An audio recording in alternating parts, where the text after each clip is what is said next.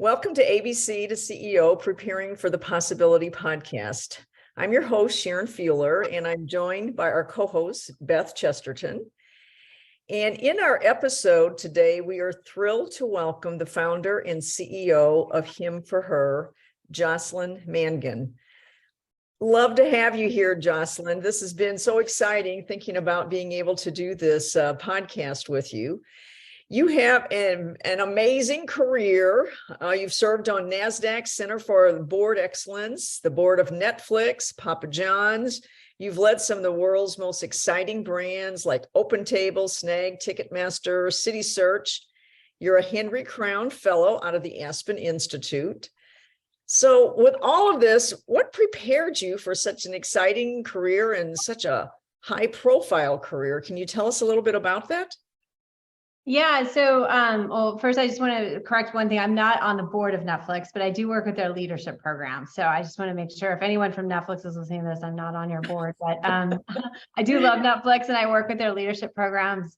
So what prepared me? I don't know. I think when I really trace it back, I have a high sense of curiosity. And if you really think about my trajectory, it couldn't have been predicted. And I think that hopefully is an encouraging story for people who are listening. I was born in New Orleans and raised in Texas and was an English major in college and then started a career in technology. So if that doesn't say anything about, serendipity, I think had a lot to do with it. Curiosity had a lot to do with it. Not listening to people who thought they knew better for me, I think had a lot to do with it as well. That's everything from where I chose to go to university, which was not the place everyone thought I would go, and took the job that no one understood what it actually did as a company or how it made money because it was new in the space. And so, I wish I had here's the one thing that set me on my trajectory. But when I really look back, it was a pretty windy road. And, a lot of times we talk to a number of women and men, and nobody can kind of say, well, this was it. This was the reason. But I do think there's a lot to be said of being prepared for the possibilities that come your way. And I think for you, probably you were getting prepared without even realizing it. And then these opportunities happened and you were able to take them on.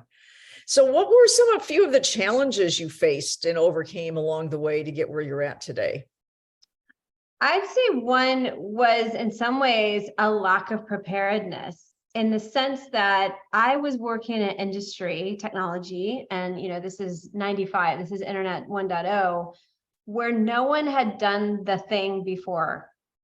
So everything was kind of a first. Everything was kind of take a stab at it. And so it was a challenge because there wasn't a manual to read or a person to call. And it was exciting, but there were many times where you almost felt a little bit lost because it just was so new. It was like a new frontier. And where I think I found solace at that time was my peer group, and to really have colleagues at work and friends around who I could talk to about opportunities or questions, or should we really be doing it this way? And I'd say the other thing too was working in environments that had candor, where I was able to go to the CEO and say, I don't understand, or, hey, what about this idea? And that had a lot to do with it as well. So you were at organizations where it sounds like you kind of naturally fit in. It was easy for you to go to the CEO. It wasn't an effort. So the environment you worked in was very conducive, it sounds like, to mentoring people. Yeah, and I think conducive to innovation, right? Because even the CEO himself hadn't done this before, right? I mean, we were building an internet company in a space that was really disrupting print media. So, it was a first for everyone, which maybe created the spirit of innovation and collaboration And you're right. I think what I learned during that time is those are the environments that I thrive most in. You know, I always joke, I've never made it to the office that has a Starbucks at the building. That's when the company gets so big that I'm not a fit anymore. Although maybe I could do it at the board level now, but you know, it was really always these kind of collaborative, innovative environments that I found myself thriving in. But I'm sure sometimes there were probably at least moments, if not situations, that were maybe a little bit intimidating. And I know a lot of our audience, being younger and just not as experienced with different kind of situations, I'm sure you've run across things like that. So what have you learned that you could share with young women listening to us today, that when they find themselves in a potentially intimidating situation, being a meeting or something else, what would you advise them to think about or to do? Yeah, a couple of things. One, I'll just give a statistic. So women apply for jobs when they feel 100% qualified, and men will apply if they feel 50 or 60% qualified. So don't wait till you feel 100% qualified to take an opportunity or to try an opportunity. That would be one thing I would say. The other is, you know, when you're in a meeting and, you know, it might be an intimidating setting, maybe there's a lot of other people in the meeting. When you have that feeling in your gut that you really have something to say, and it might actually be the different opinion, or it might be the different perspective, that's exactly the right time to speak up. And so those are two kind of things that I would say. The other is, you know, one story I'll tell you, I remember at one of my companies, we got a really big opportunity, and I was living in London and the CEO was in the United States. And this opportunity was a big kind of global opportunity, which maybe the United States company didn't think was such a great one. And I got this phone call and it was kind of like, Jocelyn, you better not screw this up. And I'll never forget, like I hung up the phone and just cried. I was so scared. I was like, how did I get us roped into this thing? And now I've got all the pressure not to screw it up. And so what did I do? And I think the other kind of lesson I would say is when you find yourself in a position where you are in a management position, you can hire people who know the things you don't. You don't know everything, and you're not going to be expert in everything. And trying to become an expert in everything is just going to spread you so thin. And it actually isn't the secret to success, right? The secret to success is continue to stay curious about lots of things. But when you recognize there's an area of a company that needs expertise, hire it. Hire the smartest person you know. Because in this particular project, I needed engineering, and I'm not an engineer. So I went and hired the best engineer I could, and I hired another engineer to interview the engineers because I didn't even really know how to assess the candidate pool as well as someone else did. So there's always ways around the things you don't know. And I think your advice to hire talented people, surround yourself with talented people, don't get intimidated by that. You're all in this together. There's so much you can learn from each other. And I have always found the more questions I can ask and get answers, the better the team can make a decision. And it's good to have people on your team who know what they're talking about. I didn't realize you lived in London, so that was part of your career too? Yeah, that was actually a great story. I was 28 and I was working at this tech company, CitySearch and Ticketmaster, and I had an idea that we brought to the CEO, and he said, well, it's an interesting idea. Why don't you bring it to the board meeting? And so here I am at 28 years old and walked into a board meeting and pitched this idea to Barry Diller, was at the time the head of this giant organization. And he said, great idea. Why don't you move to London and launch that idea? And so I moved to London, and it changed my life forever. I was there for 4.5 years, and one of the best experiences of my life, for sure.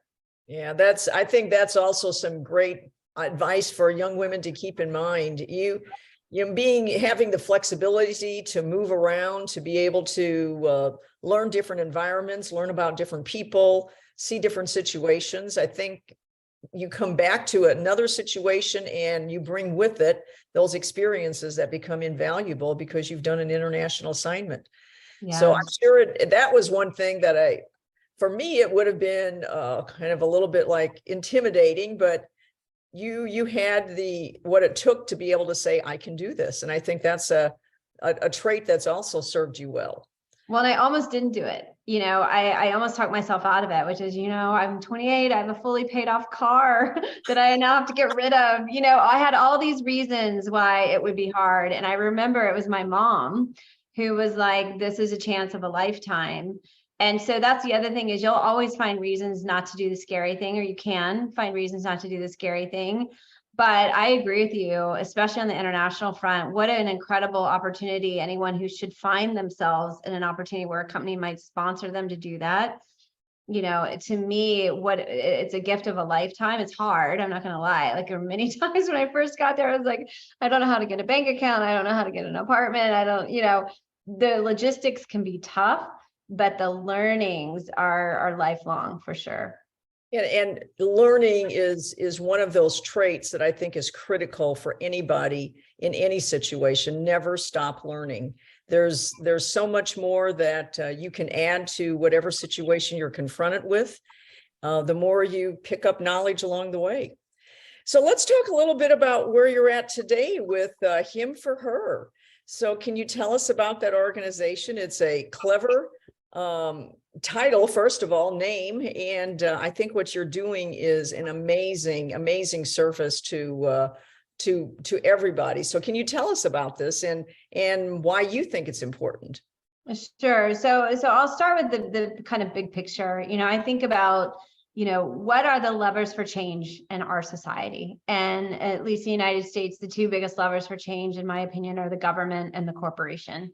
And, I've come up through corporations, so that's the one I understand. And I was a part of a fellowship. This is towards the tail end of some of these career stories I'm telling, that challenged me to discover a venture I think would change the world. And that's where Him for Her was born, after a lot of thought, and it focused on the boardroom. I shared my personal boardroom story about how it changed my life at 28. But if you think about the power of the corporation today, Walmart can put in place a gun policy, and a company can set a policy on reproductive freedom, and Amazon can change minimum wage.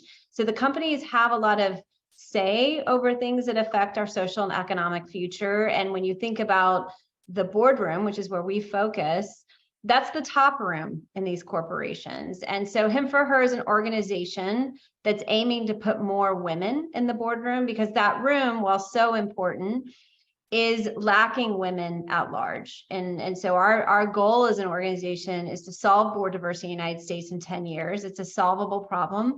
We have to put 14,000 women in seats across the country, which we know how to do at Him for Her. And the way we do that is we bring people together who wouldn't have met otherwise. If you really think about it, when people pick their board members today, they typically use their word of mouth networks. And as many of us know, our networks can often look a lot like us. So today, that boardroom is filled, the average board member is a 62-year-old white male. And so those networks are limited in terms of women, in terms of people of color.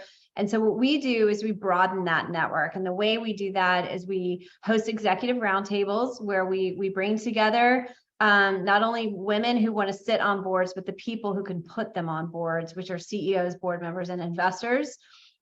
And we do an off-the-record conversation. Some of these are over dinners, some of these are on Zoom, but the conversation is off the record on purpose. It's meant to focus on authentic conversation around leadership, around the boardroom. And what happens after these roundtables is relationships form and seats get filled. So we do other things. We curate lists for board openings. We partner with investment firms, which tend to hold a lot of those board openings, which aren't always known. People don't advertise board openings like job openings. They're not often public information. So you have to know the person who has the board opening. So we partner with these firms so we can uncover who's looking. And then we curate referrals from our network, which we've built over 4 years. We have approaching 6,000 board-ready women in our network. That's growing rapidly because there's no shortage of talent, despite what anyone would say. There's no pipeline issue. We always say it's a network problem. And then we do a lot of demystification out there. What is a board member? What does it mean to be on a board? But equally, we demystify for CEOs, board members, and investors how easy it is to find a qualified woman for your board. And we do some academic studies as well. And we're a nonprofit, so we don't charge women and we don't charge for our referrals. Wow, that's really amazing. And ABC to CEO shares a lot of these same goals that you have. Of course, we're on the other end of it. We are on the end to try to get more women to become CEOs of organizations, because again, it's like the same concept, the demystifying it. So many young women think this is an unattainable kind of goal for them. They don't think about the fact that they too could be a CEO. And we want to plant that seed. And from hearing from people like you who've done this, been there, done it, and are an amazing role model to women, we think if we can have more women at the CEO level, we'll also be able to have more balance with things, and hopefully it will naturally lead to boards that are also balanced just naturally. Agreed. And I would say our work is highly correlated, because there's a study that was done that shows that women who sit on boards are more likely to be CEOs. So we think there's this like step ladder path of like, you need to do this and then become a CEO and then you become a board member. Women are defying that and often becoming a board member first. And then that becomes a signal to be, more often a CEO. And I agree with you. We need it all. We need women at the top. And I kind of go back to that statistic about the, only applying for a job when you feel 100% qualified. I doubt many people feel 100% qualified to be a CEO. So it's important to keep that statistic in mind, because almost every job I've taken, I felt unqualified for when I took it. And that means that it was a growth opportunity. And, many of you on this, listening to this podcast, will find yourselves in those opportunities. And those are the opportunities to grow, right? And I would imagine CEO is no exception there. Right. The CEO, at least, you and I probably, and all of us, Beth, have talked to a lot of CEOs. It's a very lonely job. And a lot of times, CEOs feel like they're kind of in it, just that they're at the top and who do I talk to? But I think it goes back to creating teams where everybody's comfortable talking to everybody, and having teams that you can rely on must make being the CEO position a lot more comforting, to know you've got a great team in place. So just a little bit more about him for her. So what kind of results have you had to date? Have you placed a number of women on boards that got there because of the influence of him for her? Yes, we're waiting for one of our first of many big milestones. In the next couple of weeks, we will likely place our 100th board member. Oh my goodness. So that's exciting. And yet we've got thousands to go. So we're not resting with 100, but yes, our work is working, I think, is the important thing to say. And there's a lot more to do, but I think when you're working on a systemic change, which is what we're working on, you have to have a healthy level of both patience and impatience. I call it systemic innovation. And so we have to stop and celebrate milestones, and we have to realize that there's a mountain to climb. And so that's kind of the space we live in, is this kind of patience and patience place. Yeah, that's wonderful. Beth, you were the one who introduced ABC to CEO to Jocelyn. What kind of other things would we like to talk about with this precious time we've got here? Well, I wanted to hear, I love, Jocelyn, in addition to your obvious skills in technology and leading and so forth, and even innovating and creating something from the ground up that's amazing. You are such a great communicator. You paint a vision for the future. Can you paint a vision for the future for us when there is balance, when you achieve your goal, when we, and when we're successful? What's the world going to be like? What's it going to be like? Can you imagine it? Yeah, I can. I think there's a lot of frameworks and systems and decisions that have been made by a single population, and therefore we're missing out on what good could look like across pretty much every sector. You think about healthcare, you think about education, you think about the environment, you think about data privacy or even data companies. They've all been built with kind of a single population of people. And what I mean by that is a mindset. Right. So if you're sitting at a dinner table and everyone's gone to the same school and everyone's lived in the same town and everyone's parents worked at the same company, that's one conversation. And now imagine that same table where everyone had they came from a different place. and you bring a problem to each table, which table would you want to solve that problem? And so that's how I kind of think about it. So it really is profound. And I think about it, if you started the investor, so the person who's out there to make money, they start to make more money. But if you take it all the way down to the community and every phase in between, so you take it from the investor to the board table, well, guess what? Those conversations are better when, for example, I'll use paid family leave as a topic, right? So when people around the table have different perspectives about where their families are and where they need to be when they're making decisions about that company's policy, which is maybe what governs those employees. And then you have those employees who can look to their board and see people that look like them.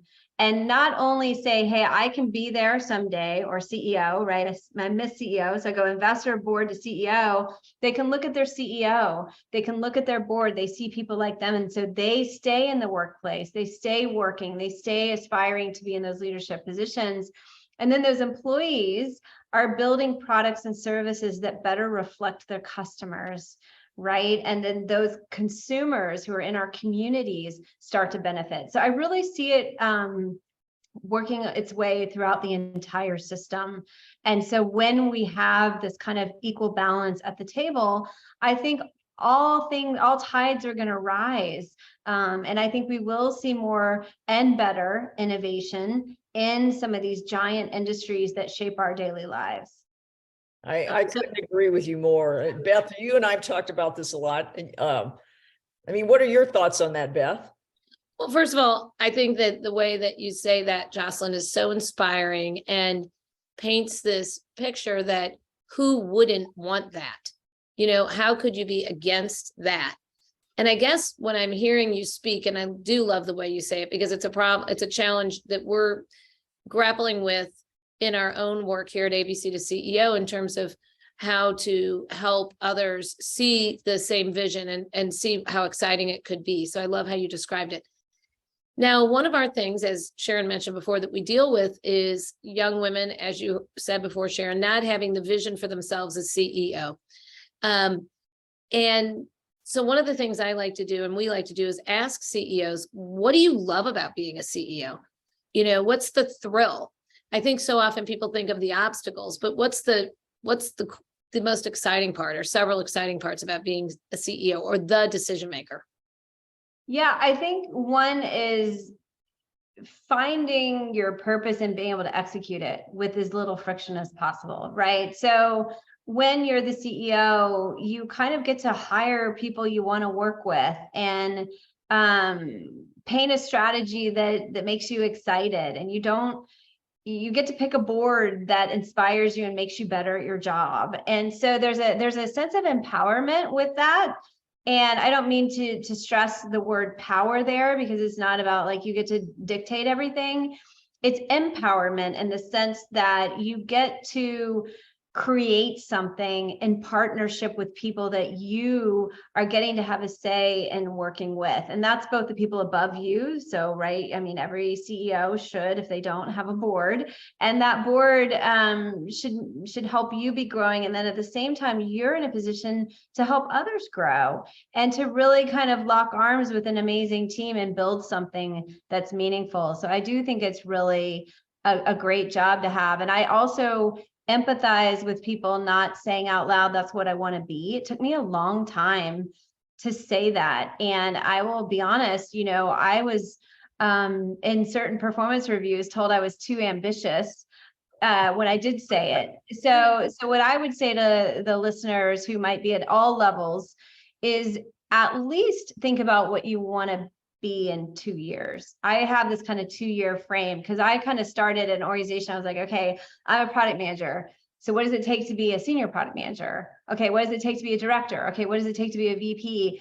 And I was kind of, as soon as I got to one of those things, I was kind of asking about the next one, but within a 2-year horizon. And what that did for me was create a framework of growth.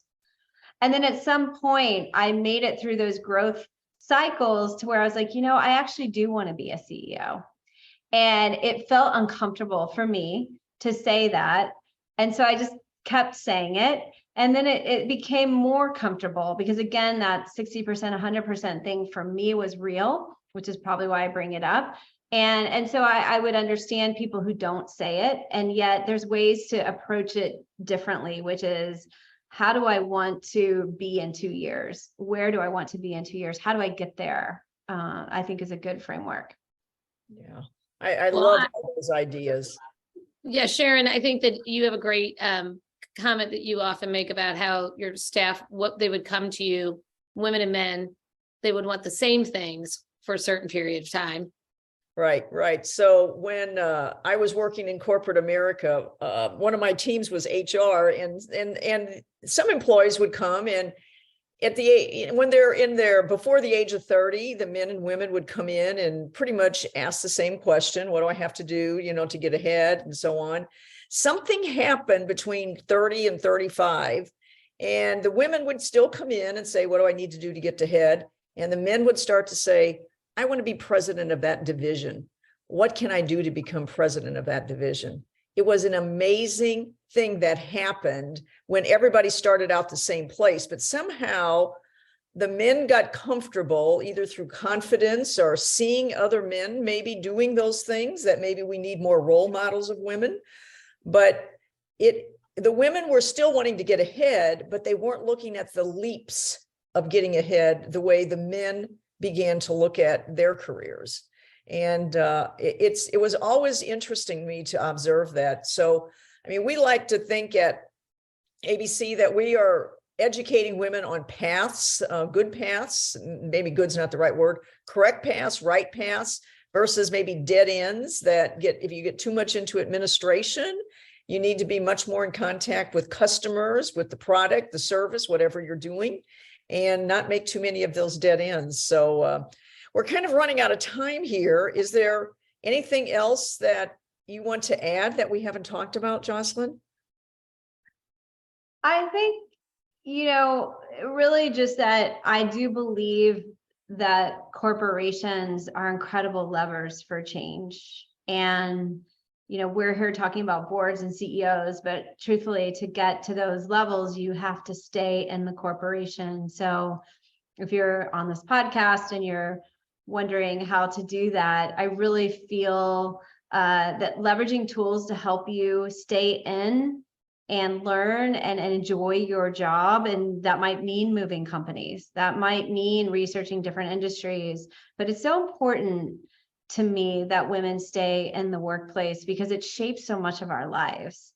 So that would be what I would want to leave everyone with. Well, thank you for that. And we appreciate you joining us today and sharing your wisdom with not only me, I'm always learning, and I think Beth feels that way, but also our audience of young women. So where can people reach you if they would like to connect with you or learn more about Him for Her? So our website is himforher.org. That will share more about our organization. I'm on LinkedIn.